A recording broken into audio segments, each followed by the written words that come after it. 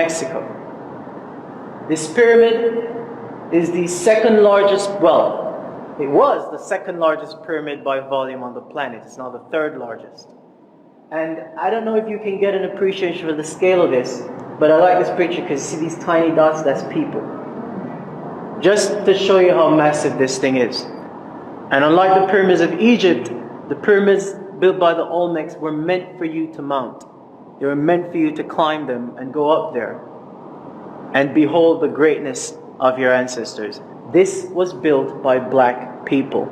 The same Stonehenge I just showed you, white archaeologists have confirmed that they were also the builders of these pyramids. This pyramid is 20,000 years old. And it is built from granite. And it is still standing, unlike the World Trade Center. This used to be the biggest pyramid on the planet by volume. It's called the Pyramid of the Sun. It's on the same complex. This was built by black people. It is massive. It's called the Pyramid of the Sun because it is designed to align with solar phenomena. This is the new King of the Hill. Remember I said to you, this one was the biggest pyramid on the planet. That was until 6 years ago, when they stumbled onto this. This is called El Mirador. It is in Mexico. Mirador is a Spanish word for veranda or rooftop, because they discovered that when you stand on the top of this, you can see for miles. And guess what? When they stood on the top of it, now this had been covered up by jungle. Just to show you, imagine how old this is.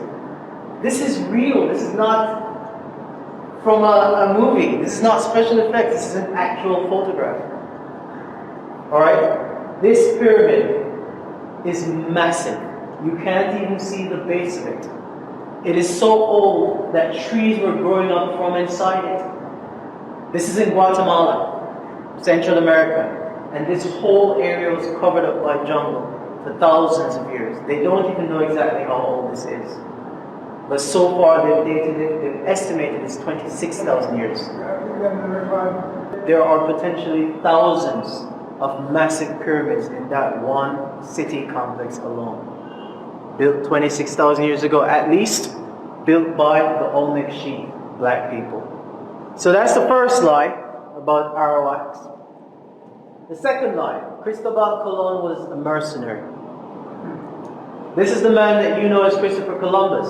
Anybody ever wondered why suddenly in 1492 all these Europeans decided that they were going to jump on boats and start exploring everywhere? Well, there's a reason. There's always smoke, fire behind the smoke. In 1491, 1 year before his first voyage, there was a war between the Moors and the white Europeans. Actually, that war had been going on for a very long time. The Moors had ruled Western Europe for 700 years. But in 1491, when Queen Isabella and King Ferdinand defeated them at Granada in Spain, Pope Innocente, I love how the popes always have nice names. Pope Innocent. Pope Innocent VIII legalized the enslavement of black people all over the world, and the theft of their lands and their wealth by white Europeans. This happened in 1491, and then in 1492, the voyages all started, right? You had Portugal, Spain, the Dutch, France, and Britain. Everybody just started exploring the so-called New World. How can it be the New World, by the way, if it's older than your world? I mean, I just showed you a 26,000-year-old pyramid in the New World. Anyway, Columbus's first voyage was a military reconnaissance mission. Everybody understand what that is? When you want to wage a war with an enemy that you're not familiar with, you send somebody to scope them out. See how fortified their nations are, see what kind of weaponry they have. And we know this for a fact because he only took 3 ships. Everybody knows the name of those 3 ships, right? Nina, Pinta, Santa Maria. And he only took about 80 crewmen. But when he came back in 1496, 17 warships and 1,300 soldiers. And those ships were carrying cannons, those ships were carrying armory, but he was just an explorer. Columbus and his crew